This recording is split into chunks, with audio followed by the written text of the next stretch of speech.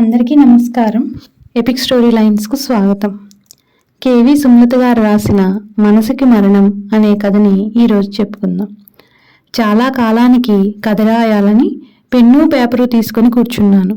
రాయాలన్న కోరిక బలంగా ఉంది, కానీ ఎలా మొదలు పెట్టాలో ఎక్కడ ఆపాలో తెలియడం లేదు. గుండె నిండిన వ్యధ తీరాలంటే పెన్ను కదలాలి.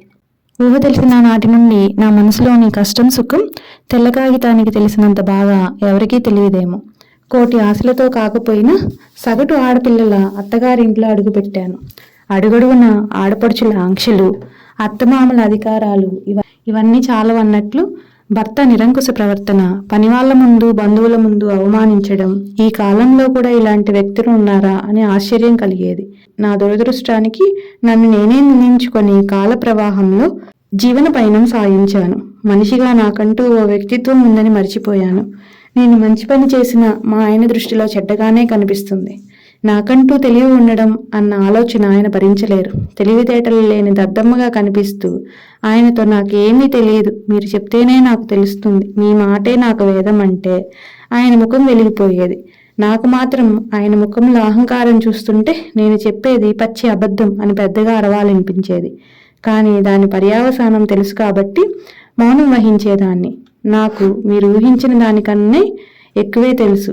నాకంటూ కొన్ని కోరికలు ఉన్నాయి, కొన్ని ఆశలు ఉన్నాయి అని నోరు తెరిచి చెప్పే అవకాశం ఎప్పుడూ రాలేదు అనే కన్నా వచ్చినా నేను విఫలమయ్యాను అనడం సబుబ్బుగా ఉంటుంది. ఏదైనా చెప్పాలని నోరు తెరిస్తే చెప్పావులే, నువ్వు చెప్పేంత కింద స్థాయిలో నేను లేను, నీ పుట్టింటి ధ్యాస తప్ప మొగుడి తరపు వాళ్ళ మీద పట్టింపు ఉందా అని పెద్ద పెద్ద అరుపులు అరిచి మీదకు వచ్చేవారు. వాస్తవానికి నా పుట్టినింటి వాళ్ళు ఆయనకి దడిచి ఏదైనా అవసరాలకు మాత్రమే వస్తారు. ఆయనతో మాట్లాడే సాహసం కూడా చేయరు. అయినా వాళ్ళని ఏదో ఒక రకంగా తిడుతూ నన్ను బాధ పెట్టడంలో పైశాచిక ఆనందాన్ని పొందుతారు ఆయన.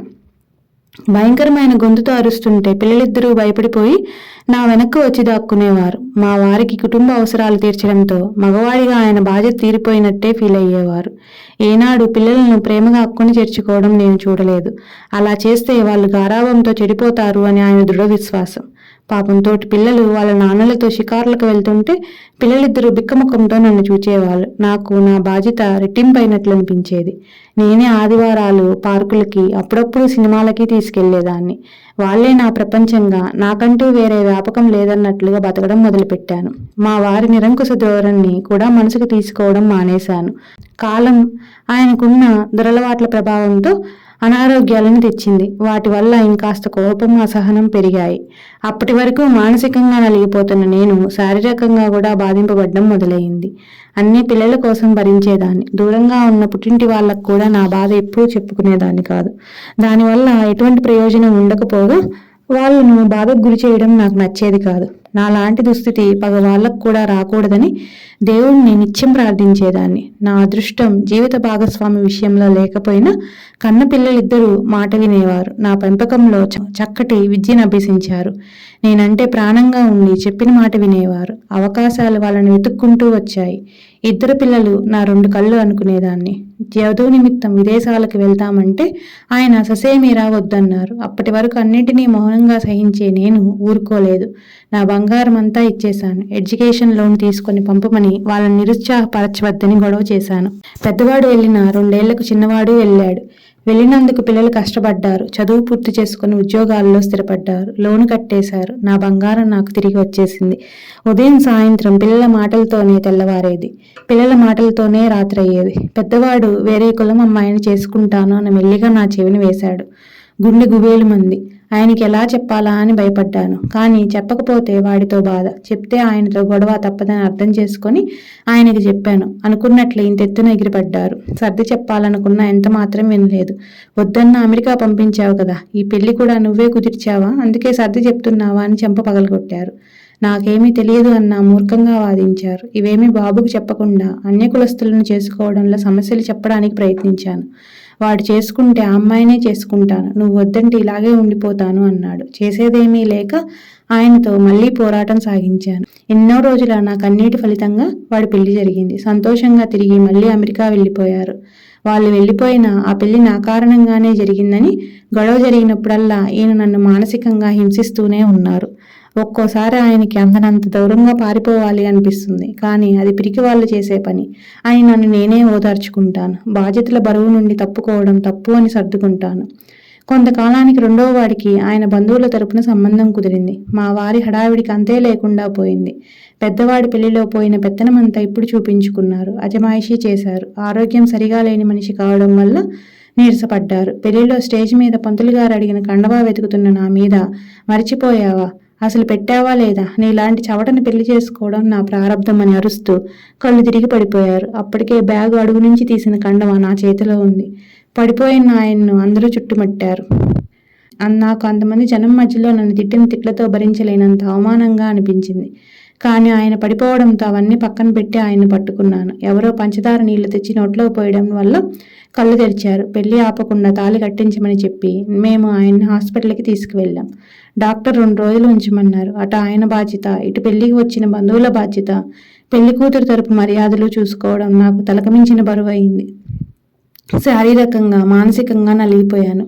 పెళ్ళిద్దరికీ వారి వారి అత్తగారి కుటుంబాలకు మర్యాద లోపం లేకుండా చూసుకోవడం మీద ఉన్న శ్రద్ధ అమ్మ అలసట మీదకు మళ్ళలేదు. కొత్త మురిపంలో ఉన్నారు అని సరిపెట్టుకున్నాను. పిల్లలు కానీ పెళ్లికి వచ్చిన ఆడపడుచులు కానీ నా మీద అలా అరవడం తప్పు అని ఆయనతో చెప్పలేదు. నా మానసిక పరిస్థితి గురించి నక్కర ఎవరికీ లేదని తెలిసింది. అంటే దాని అర్థం ఎప్పుడూ అరిచేలాగానే ఆయన అరిచారు, ఎప్పుడూ సర్దుకున్నట్లే అమ్మ సర్దుకుంది అని పిల్లలు పెద్దలు అనుకున్నారు. అది నన్ను చాలా కుంగదీసింది. ఎందుకో ఎప్పటిలా నార్మల్ అవ్వలేకపోయాను. పెళ్లి సెలవులు అయిపోయాయి. పిల్లలు వెళ్లే రోజు వచ్చేసింది. మా ఇద్దరిని కూర్చోబెట్టి ముందుగా పెద్దవాడు, డాడ్, అమ్మ, మీరిద్దరూ ఇలా గొడవ పడుతూ ఉంటే మేము అక్కడ స్థిమితంగా ఉండలేం. వర్క్ పైన కాన్సన్ట్రేషన్ చేయలేం. వర్క్ ప్రెషర్ ఎక్కువ ఉంటుంది కాబట్టి మీరిద్దరూ గొడవ పడుతుంటే మేము తీరిగ్గా కూర్చొని సర్ది చెప్పడం కూడా కష్టమే, అర్థం చేసుకోండి అన్నాడు. నాకు కరెంటు షాక్ తగిలినట్లయింది. నోరు తెరిచి వాడినే చూస్తున్నాను. అంతలో చిన్నవాడు, నిజమే అమ్మా, మీరిద్దరూ మీకు నచ్చనిది ఉంటే మాట్లాడకుండా సైలెంట్ అవ్వండి. నచ్చితే మాట్లాడుకోండి, లేకపోతే మానేయండి. కొంతకాలం వేరువేరుగా ఉంటాము అంటే మేము ఏర్పాటు చేస్తామన్నాడు. నాకు నోటి వెంట మాట రాలేదు. కళ్ళల్లో నీళ్లు కూడా రాలేదు. నా పిల్లలేనా వీళ్ళు? వీళ్ళ కోసమేనా నేను ఇంతకాలం అష్టకష్టాలు పడింది? నేను గొడవ పడతానా?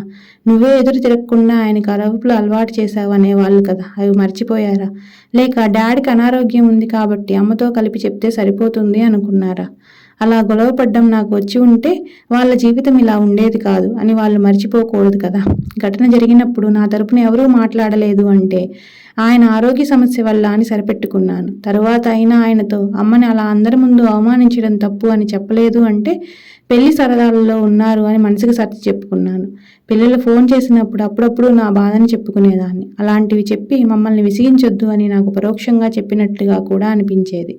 అంటే వీళ్ళ కోసం ఇన్నాళ్ళు నేను నా మనసును చంపుకొని బ్రతికిన బతుక్కి అర్థం లేదు అని స్పష్టమైంది. ఇక నాకు వాళ్ళు మాట్లాడిన మిగిలిన అప్పగింతలు వినాలనిపించడం లేదు.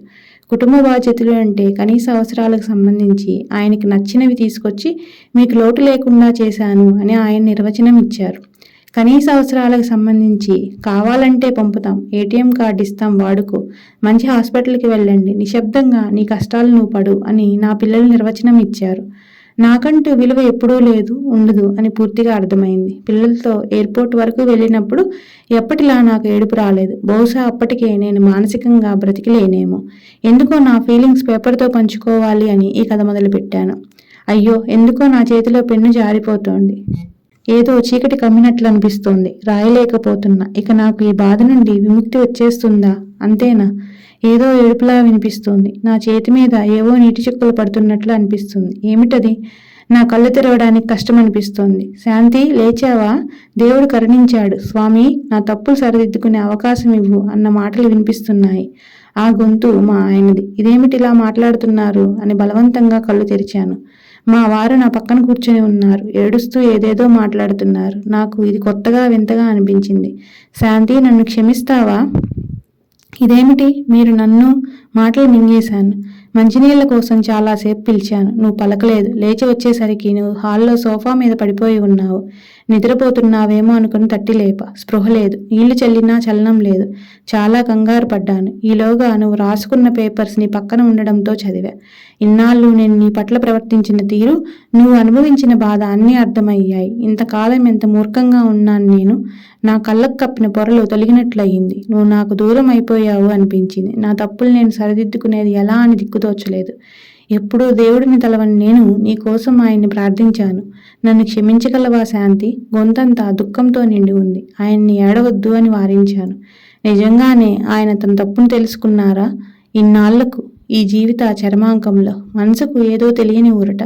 కళ్ళు మూతలు పడుతుంటే నిద్రలోకి జారుకున్నాను.